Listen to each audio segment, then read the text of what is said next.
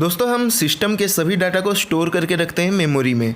अगर मेमोरी को कुछ हो गया या जो वो खो गया तो सब डाटा गया।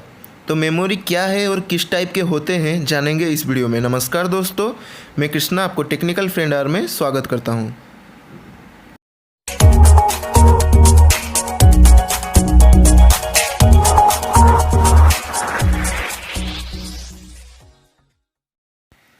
दोस्तों मेमोरी दो टाइप के होते हैं, प्राइमरी मेमोरी जिनको हम खोल नहीं सकते और सेकेंडरी मेमोरी जिन्हें हम खोल सकते हैं। तो अब डिटेल्स में जानते हैं कि प्राइमरी मेमोरी क्या है। तो दोस्तों ये एक फास्ट मेमोरी होती है जिस पे यूजर की day to day data store होकर रहता है। मैन्युफैक्चरिंग के टाइम इसको लोड किया जाता है मदरबोर्ड पे। ये बहुत फास्ट मेमोरी होती है दूसरी मेमोरी से, और ये दो टाइप के होते हैं, राम एंड रोम। तो अब बात करते हैं राम क्या है। RAM stands for random access memory. इसका नेचर वोलेटाइल होता है क्योंकि ये एक बार पावर ऑफ होने के बाद इसकी डाटा लॉस्ट हो जाती है, मतलब मेमोरी लॉस हो जाती है। तो ये डाटा को बहुत फास्ट एक्सेस करता है। अगर आप अपने कंप्यूटर पे एक अलग से राम यूज करना चाहते हैं तो उसके लिए मदरबोर्ड पे एक अलग सा स्लॉट होता है। राम भी दो टाइप के होते हैं, static Ram and dynamic Ram. तो स्टैटिक राम क्या है? स्टैटिक वर्ड से ही पता चल जाता है कि जब तक पावर ऑन है मेमोरी है, पावर ऑफ होने के बाद मेमोरी लॉस। अगर हम एक टेबल पे एक रो को डिलीट कर देते हैं तो वो प्लेस ब्लैंक हो जाता है। ये स्टैटिक नेचर के वजह से होता है। तो डायनामिक रैम क्या है? ये रैम क्या करता है ना, डाटा की हर एक बिट को सेपरेटली कैपेसिटर पे स्टोर करके रखता है। एक टेबल पे अगर हम एक रो को डिलीट कर देते हैं तो वो रो ऑटोमेटिकली एडजस्ट हो जाता है। ये डायनामिक रैम के वजह से होता है। तो अब बात करते हैं रोम क्या है। रोम का फुल फॉर्म है रीड ओनली मेमोरी।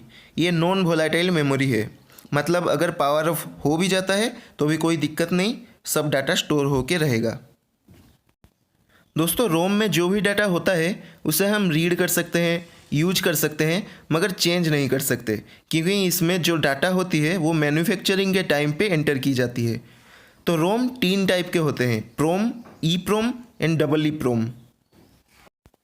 तो प्रोम क्या है? प्रोम का फुल फॉर्म है programmable read only memory.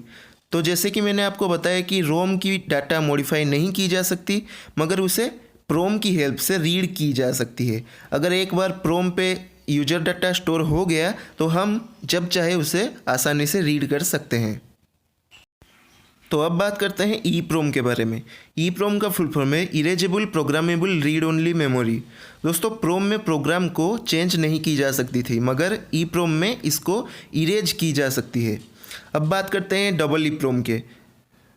Double E प्रोम का फुल फॉर्म है electronically erasable programmable read only memory. इसके मदद से हम इजीली रोम के डाटा को एडिट और मॉडिफाई कर सकते हैं। ये एक इलेक्ट्रॉनिकली चिप है जिसके थ्रू हम रोम को रीड कर सकते हैं।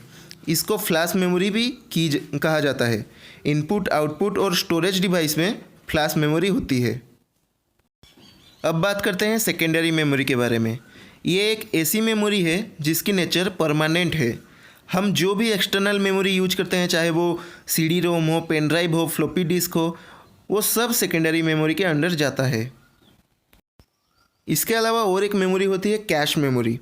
तो दोस्तों ये भी एक छोटी मेमोरी होती है। तो इसका काम क्या है? दोस्तों प्रोसेसर राम से डाटा को रीड और राइट करता है। तो ऐसे में जो भी फाइल बार बार यूज होते हैं उनको वो कैश मेमोरी में डाल देता है ताकि प्रोसेसर और स्पीड से काम कर सके। तो मैं फिर से आपको सब कुछ रिकॉल कर देता हूँ। मेमोरी दो टाइप के होते हैं, प्राइमरी मेमोरी, सेकेंडरी मेमोरी।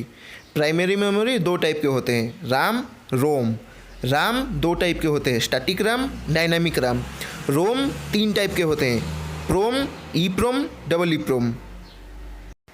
आपके जानने के लिए एक चार्ट।